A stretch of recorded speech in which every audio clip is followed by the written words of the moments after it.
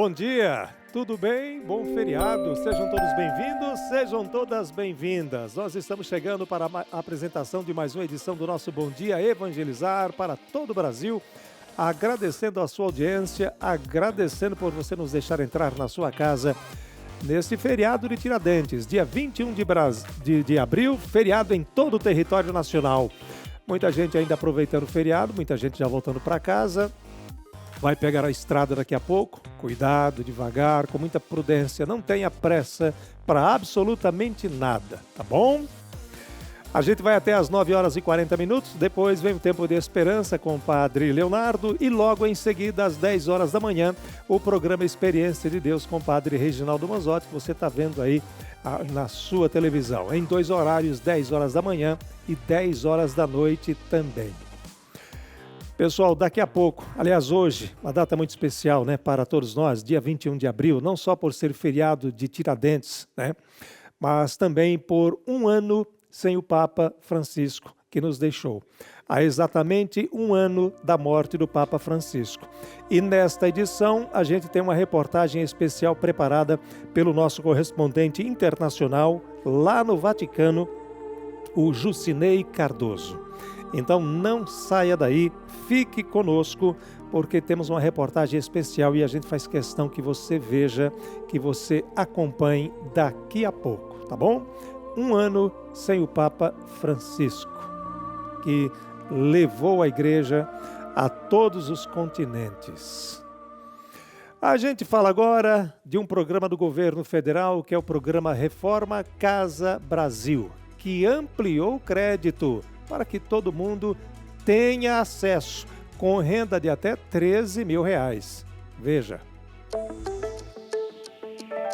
O programa Reforma Casa Brasil, do governo federal, agora passa a atender famílias com renda de até R$13 mil por mês. O valor máximo do financiamento subiu de R$30 para R$50 mil, com prazo de pagamento ampliado para até 72 meses. As taxas de juros também foram reduzidas e unificadas em 0,99% ao mês para todas as faixas de renda. O crédito pode ser usado para obras, compra de materiais, ampliação de cômodos, reparos estruturais e melhorias na casa. O programa é operado pela Caixa Econômica Federal e faz parte das ações do governo para ampliar o acesso à moradia e melhorar as condições das residências já existentes. Era uma faixa da sociedade, era uma faixa de trabalhadores que não tinha acesso a esse crédito e agora tem, com juros bem menores do que os praticados no mercado. A gente continua falando sobre economia porque o Brasil enfrenta um ciclo retro de alimentação de endividamento, onde o crédito fácil no pós-pandemia ele ficou muito caro, né?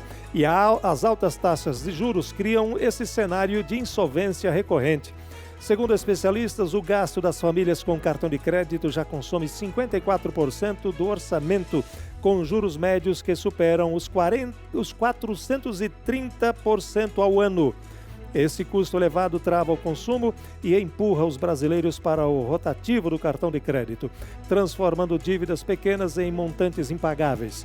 A solução, discutida, envolve a migração para linhas de crédito mais baratas e o fortalecimento de programas de renegociação e a educação financeira também. Esse é o nosso grande problema, né?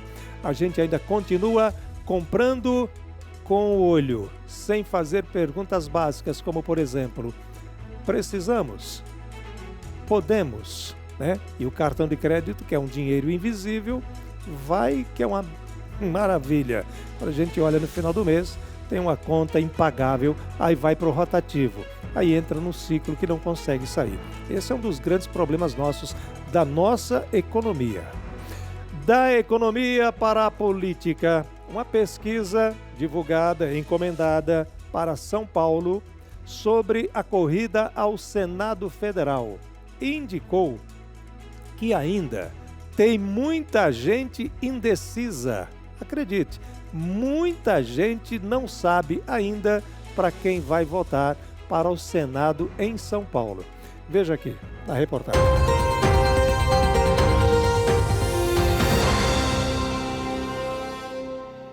O Instituto Veritá realizou uma pesquisa eleitoral para o Senado em São Paulo. A pesquisa foi contratada pela TV Evangelizar.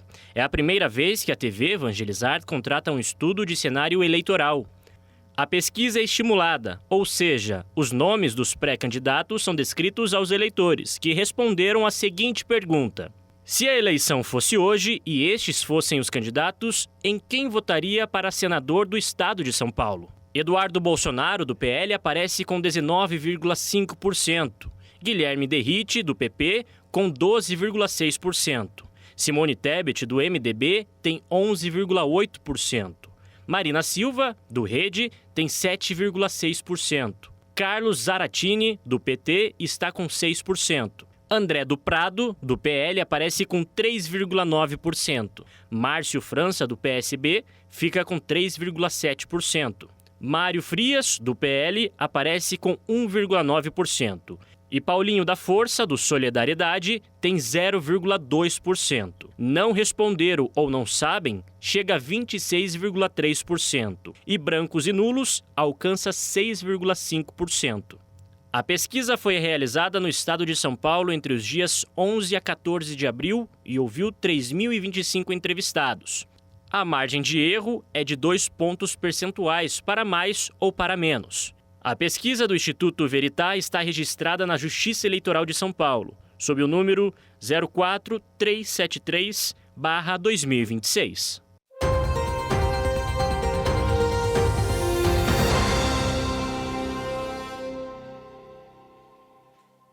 Ano de eleição, e você vai acompanhar toda a cobertura das eleições, né? Um ano todo especial, eleição para deputado estadual, para deputado federal, para o Senado, são 2 senadores, né? E também para governos estaduais ao longo da nossa programação, ao longo do ano. A cada semana a gente vai exibindo aqui pesquisas eleitorais em vários estados brasileiros.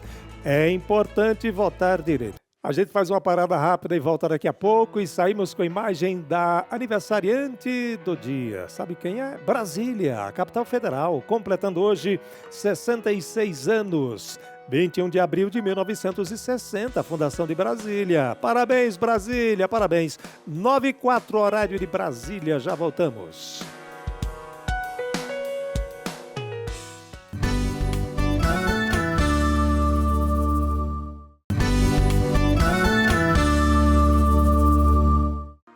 Nós já voltamos e você vê imagens de Sobral, no Ceará, que nos acompanha pelo canal 45.1. Sobral, bom dia. 9h08 pelo horário de Brasília. Bela Sobral. Sobral que é considerada a melhor educação básica do Brasil entre todos os municípios brasileiros. Pessoal, tem um convite especial para fazer para vocês. Hoje, 7h, aqui no Santuário de Guadalupe, Jesus das Santas Chagas, tem a Missa das Famílias, transmitida ao vivo para todo o Brasil. Você já está vendo aí, Padre Christian Shankar, com a Missa das Famílias, a tradicional Missa das Famílias, tá? No Santuário Nossa Senhora de Guadalupe, Jesus das Santas Chagas. Você de Curitiba e região metropolitana, venha com a sua família. Se você não puder vir, acompanhe ao vivo aqui na sua casa, no conforto do seu lar. Será um momento de oração, bênção e o encontro com Deus, pensado especialmente para fortalecer os laços familiares e renovar também a esperança em nossos lares. Acompanhe ao vivo aqui na TV Evangelizar. Não perca, convite feito. A gente fala do tempo porque já há algum tempo os paranaenses estão recebendo via celular, no aplicativo, a mensagem de alerta de tempestades, de tempos severos que se aproximam de determinada região. É um aplicativo e é um instrumento da Defesa Civil do Estado do Paraná que tem renovado e inovado a maneira de se comunicar com o cidadão sobre as tempestades. Veja com o Sérgio Júnior. Oi, Sérgio, bom dia. Adilson, bom dia para você, a todos que estão nos acompanhando. Eu já te faço uma pergunta, eu acho que você vai lembrar. No dia 7 de fevereiro, foi num sábado, 5h40 da tarde, cravado, aqui em Curitiba. Todo mundo de Curitiba, a região metropolitana de São José dos Pinhais, recebeu um alerta. Quem estava com iOS, Android, recebeu um alerta da Defesa Civil de uma possível tempestade. Pois é. Depois daquela mensagem lá atrás, a Defesa Civil agora quer continuar com esses tipos de alerta nos celulares, porque é muito mais fácil das pessoas receberem e se atentarem a esse tipo de comunicado. Dependente, se você está vendo um vídeo, se você está escutando uma música, está mexendo em algum aplicativo, essa mensagem ela vai sobressair na sua tela. Muito importante também, você com internet ou não vai receber esse tipo de alerta. Eles também querem apostar nas redes sociais e também no SMS para antecipar situações de risco. E os alertas eles são divididos por cores de severidade. O amarelo é moderado, é o estágio de observação, o risco ele existe e você deve ficar atento às mudanças no clima. O laranja já é alto. Aqui o risco é real e você tem que proteger o seu patrimônio, é hora de proteger ali o seu carro, se abrigar em algum local de segurança, se você estiver na rua. Já o vermelho é muito alto. É o alerta máximo, é um risco iminente à vida. Mesmo se você não se sentir seguro em casa, entre em contato na hora com a Defesa Civil ou busque um abrigo que você se sinta seguro. Isso é muito importante para que os casos extremos, a Defesa Civil vai continuar usando então esse sistema de broadcast, que é uma ferramenta que não precisa de cadastro. Ela usa as antenas de telefonia e emite um som de sirene que sobrepõe qualquer aplicativo na tela do seu celular na região de risco. Todos esses dados são analisados 24 horas por dia com base nas informações do próprio CIMEPAR. É o que os especialistas chamam de chamadas de proteção. Mas também, esses alertas são sem cadastros, que já atingem um nível assim de risco alto. Agora você tem como se cadastrar para receber outros tipos de alerta também da própria Defesa Civil aqui do Paraná, que você pode enviar uma mensagem no WhatsApp no número 61 20 34 4611. Está aqui na tela, mas eu vou repetir. 61 20 34 4611. É rápido, é de graça e pode fazer toda a diferença em poucas horas do tempo virado. Principalmente aqui em Curitiba, né? De manhã tá sol forte, ali no almoço começa um vento, no começo da tarde volta o sol, mas o tempo vira muito rápido. Então esse tipo de alerta é melhor para as pessoas darem mais atenção. Ainda mais que o celular está toda hora com a gente ali, ó. É um serviço muito importante que a Defesa Civil quer intensificar aqui no Paraná. Adilson, eu volto com você. Muito obrigado, Sérgio. Verdade, né? O Sérgio falou aí na Avenida Silva Jardim, bem no centrão da cidade, e tem ajudado bastante o cidadão paranaense, esse alerta de chuva, né, intensa e de tempestade também. Por falar nisso, as temperaturas em algumas cidades brasileiras nesta terça-feira, feriado nacional, dia 21 de abril, dia de Tiradentes. A gente já está vendo aí Teresina, que está chovendo em Teresina, né? 27 graus é a temperatura máxima prevista na capital do Piauí. Alô, Teresina, bom dia. 27 a máxima hoje com chuva. Itapema, em Santa Catarina, tempo nublado, né? A temperatura máxima de 25 graus. Choveu durante a madrugada em algumas cidades de Santa Catarina. Em Palmas do Tocantins, também com previsão de chuva para hoje. Calor em Palmas, 30 graus em Palmas, no Tocantins, a capital mais nova do Brasil. João Pessoa é na Paraíba, né? 30 graus a máxima hoje em João Pessoa Bela, João Pessoa na Paraíba. A próxima cidade é Petrolina, em Pernambuco, nas margens do Rio São Francisco. De um lado, Juazeiro, na Bahia, do outro, Petrolina, em Pernambuco, a terra das frutas, né? 30 graus, 34 em Petrolina. Muitas frutas que muita gente consome no Brasil inteiro. Essas frutas vêm de Petrolina, lá em Pernambuco, e de Juazeiro, na Bahia também. Não saia daí, daqui a pouco tem uma homenagem especialíssima ao Papa Francisco, que nos deixou há exatamente um ano. Intervalo, já voltamos e a gente sai com imagens de Pará de Minas. Alô, Pará de Minas, em Minas Gerais, canal 51.1, nós já voltamos 9h16.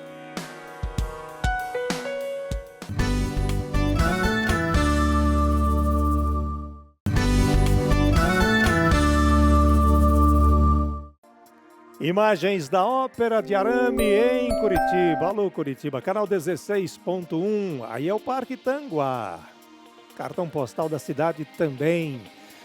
Imagens ao vivo da capital do estado do Paraná, Parque Tanguá. 9h20 pelo horário de Brasília. Nós estamos de volta com o nosso Bom Dia Evangelizar para todo o Brasil. Muito obrigado pela sua audiência.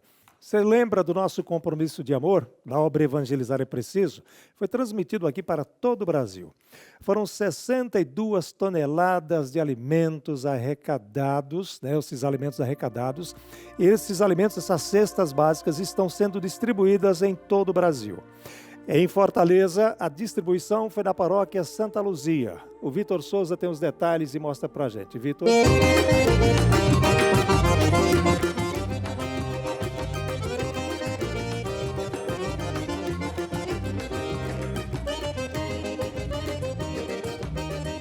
A Associação Evangelizar é Preciso realizou mais uma entrega do especial Compromisso de Amor.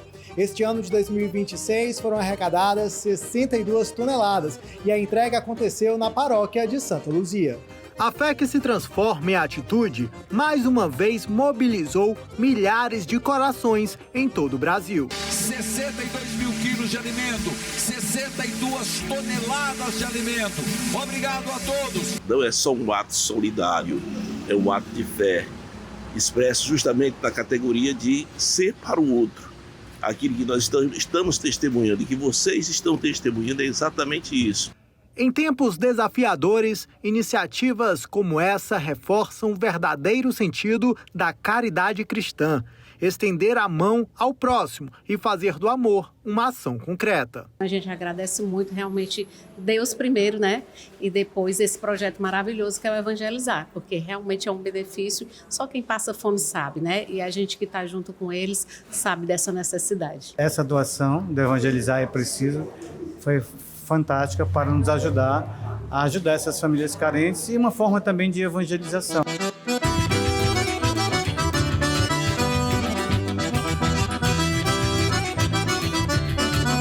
Na comunidade Santa Luzia, em Fortaleza, a chegada das cestas básicas foi recebida com gratidão e esperança, além da certeza que a comida vai chegar na mesa. Faz uma diferença, porque é uma ajuda, né, no gasto de casa, né? O supermercado é um complemento e para mim é muito importante. Para gente que não tem condições, é muito gratificante hoje. Deus abençoe sempre. Ajuda muitas pessoas, não só a mim, mas muitas pessoas da comunidade. Eu faço parte aqui do grupo e sei o quanto as pessoas precisam. E dessa forma, o compromisso de amor segue sendo um testemunho vivo de que a fé, quando colocada em prática, tem o poder de transformar realidades. A dona Jerusa, sabe as palavras dela, Só quem tem fome sabe. Só quem tem fome sabe o que representa uma cesta básica, Você ajudou, você colaborou com o nosso compromisso de amor. E as cestas estão sendo distribuídas em vários lugares do Brasil. Pessoal, vamos a Roma, vamos ao Vaticano. Nosso correspondente internacional, o Jucinei Cardoso, preparou uma reportagem especial nesta data tão especial para todos nós, 21 de abril, um ano sem o Papa Francisco. Coloca no ar.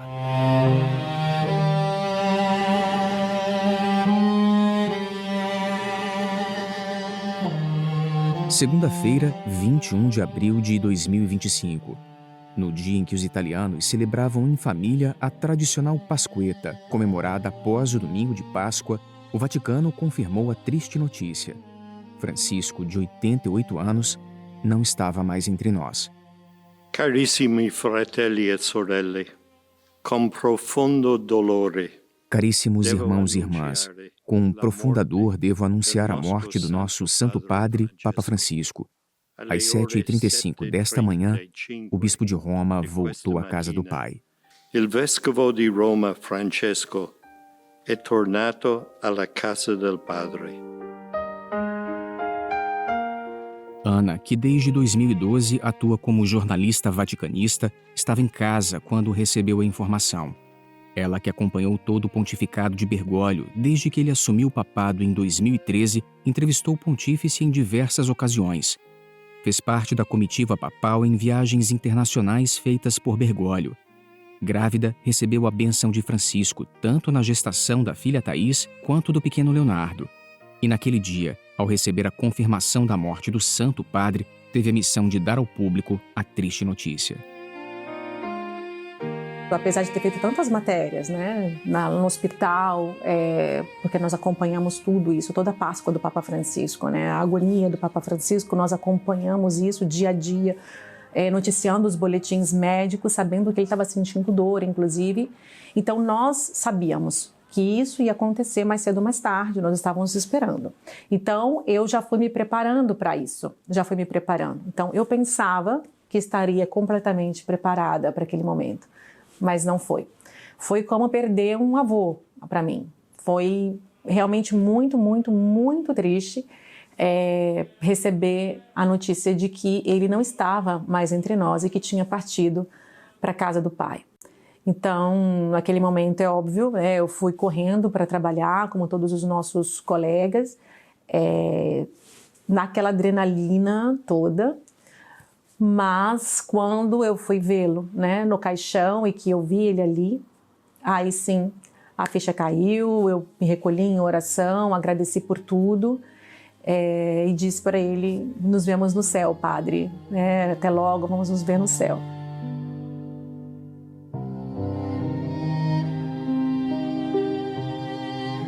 Naquele dia, milhares e milhares de fiéis choraram a morte de Bergoglio, seguida do funeral e da missa de despedida ao Santo Padre. Transmitida em 15 idiomas, a celebração das exéquias foi presidida pelo decano do Colégio Cardinalício, Giovanni Battista Re. Diante dos 250 mil fiéis concentrados na Praça São Pedro, o cardeal repetiu o gesto que virou uma das marcas registradas de Bergoglio. O Papa, que sempre pediu a todos que não esquecessem de rezar por ele, recebeu dos católicos um último pedido de intercessão. Caro Papa Francesco, chiediamo a te di pregare per noi. Querido Papa Francisco, agora nós pedimos que rezeis por nós e que do céu abençoes a Igreja, Roma, o mundo inteiro, como fizestes no domingo de Páscoa do balcão central desta basílica. Um último abraço a todo o povo de Deus e a toda a humanidade que procura a verdade de coração sincero e segura bem alto a chama da esperança. E tiene alta la fiaccola della speranza.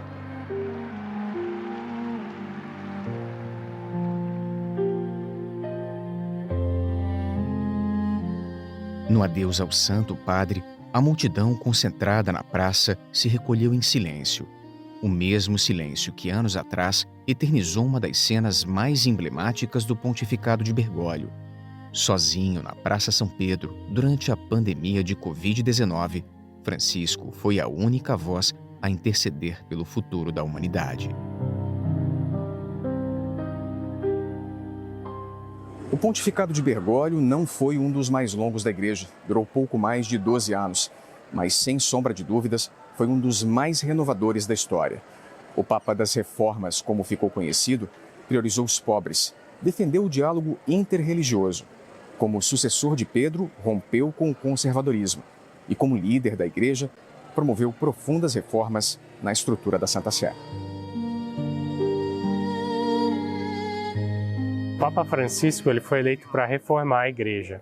Quer dizer, aquele contexto de quando ele foi eleito, se a gente lembrar, foi logo após a renúncia do Papa Bento XVI. Então era um momento de muita incerteza e um pouco de crise também, né? A Igreja estava vivendo um período difícil, né? Tinha aqueles escândalos de vazamento de documentos, né? Tinha algumas situações institucionais, a questão dos abusos ainda mal resolvida. Então o Papa Francisco ele foi eleito como um reformador e como alguém de fora. Ele era um outsider, né? Alguém que foi trazido de fora de uma diocese da América Latina, Buenos Aires, para dentro do Vaticano e para governar a Igreja toda, com uma visão muito mais pastoral. Isso foi o grande diferencial do pontificado do Papa Francisco, essa visão pastoral. Desde que assumiu o pontificado, Bergoglio implementou normas para tornar mais ágil a administração do Vaticano.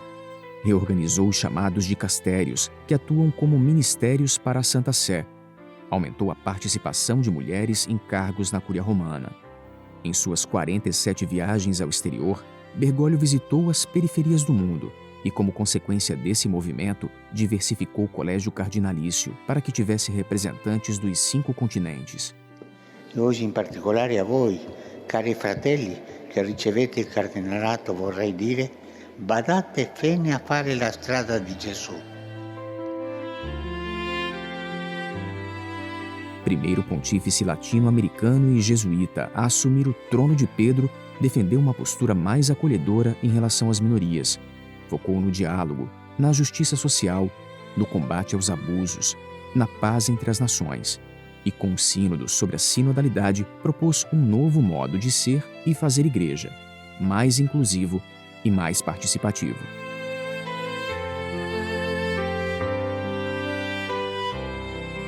A sinodalidade é essa ideia de uma igreja em caminho, ou de uma igreja em que todos têm voz, em que há um processo mais claro de participação, de consulta das bases, né, de todos os níveis dentro da igreja. Isso está nesse contexto. Então vamos criar ambientes em que o diálogo é favorecido, em que todo mundo sente que tem espaço para eles na igreja. Ele falava, se alguém diz para você que não há espaço para você na igreja, não aceita essa resposta. Na igreja há espaço para todos. Isso o Papa Francisco, ouvindo e lendo o Concílio Vaticano II, colocou em prática de um jeito novo, e o Papa Leão agora começa a consolidar esse processo para que a sinodalidade se torne uma coisa normal e parte de todos os processos dentro da igreja. O primeiro ano de morte do pontífice também faz recordar a estreita relação que ele tinha com o Brasil. Em 2013, logo no início do pontificado, visitou o país para a Jornada Mundial da Juventude, lembrando os jovens da importância do ativismo e da responsabilidade social. Em 2019, realizou o Sínodo da Amazônia, que propôs a defesa da biodiversidade, a proteção dos povos indígenas, a busca por uma igreja atuante diante da destruição ambiental. Em 2024, rezou e destinou doações à população do Rio Grande do Sul, amplamente castigada pelas enchentes. E diante dos desafios globais no combate às mudanças climáticas, fez do Brasil um importante aliado na busca por uma justiça ecológica. O Papa Francisco trouxe para a doutrina social da Igreja uma grande contribuição com a encíclica Laudato Si.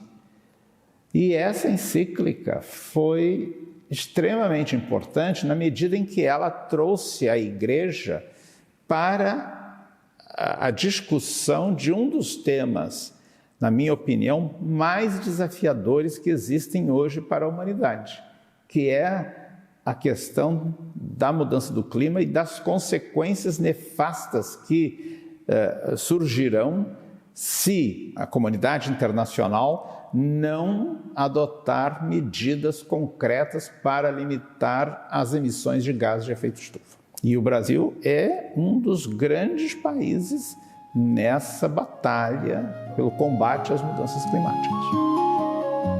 Quem conviveu com Bergoglio não esquece o legado que ele deixou. E não foi com palavras, mas com ações concretas. Resumindo esses 13 anos, de tudo aquilo que a gente viu e ouviu, eu posso dizer com profunda certeza, o Papa Francisco, ele realmente vivia o Evangelho de Cristo, vendo Jesus e reconhecendo Jesus no coração do próximo. Acho que essa coisa mais importante, assim, para mim, na minha relação, nos momentos que eu tive com o Papa Francisco, foi me sentir filha de Deus, né? Eu, acima, além de tudo, né, jornalista, mãe, mulher, qualquer coisa, não, eu sou filha de Deus. E quanto isso é importante. Você imagina, meu pai é Deus, né? O nosso pai é Deus. Somos todos filhos de Deus. E isso a gente vê no pontificado do Papa Francisco através dos gestos dele. Que os seus ensinamentos continuem vivos nos nossos corações. Hoje, a Igreja lembra com saudade a memória do Papa que voltou à casa do Pai um dia após a festa da ressurreição. E nesses 12 meses sem Francisco, recorda a eterna simplicidade do pontífice. A mesma do túmulo em que ele foi sepultado, sem luxo, sem pompas, apenas com uma lápide.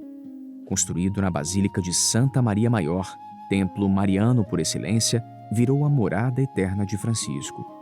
E hoje, ele nem precisa pedir. Fiéis do mundo inteiro vêm de livre e espontânea vontade especialmente para rezar por ele.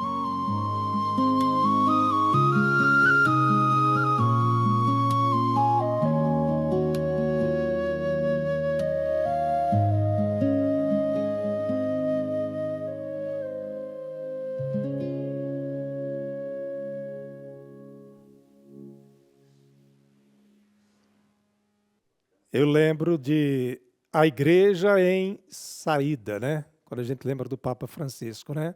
1 ano sem esta figura que tanto se preocupou com a natureza, com o meio ambiente, que tanto se preocupou em levar, em tirar a igreja e levar ao mundo, aos 5 continentes.